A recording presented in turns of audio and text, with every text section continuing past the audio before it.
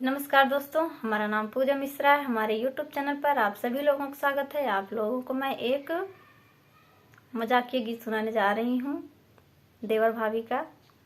आप हमारे चैनल को लाइक करें, सब्सक्राइब करें, कमेंट करें, शेयर करें। Thank you.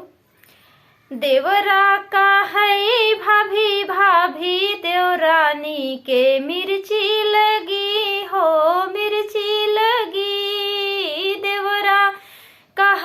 भाभी भाभी देवरानी रानी के मिर्ची लगी हो, मिर्ची लगी।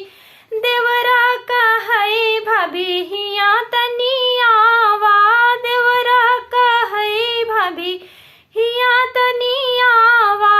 आगे आगे चले भाभी, देवरानी भी पीछे खड़ी हो, पीछे खड़ी। देवरा का है भाभी भाभी, देवरानी के मिर्ची लगी, हाँ मिर्ची लगी।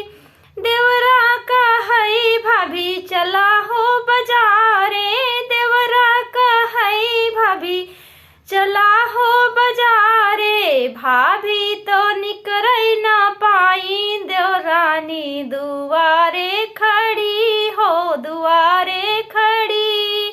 देवरा का है भाभी भाभी, देवरानी के मिर्ची लगी हो, मिर्ची लगी।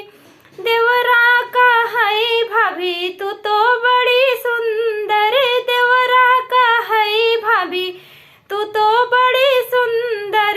इतना सुनी देवरानी जाके पार्लर में खड़ी हो, पार्लर में खड़ी।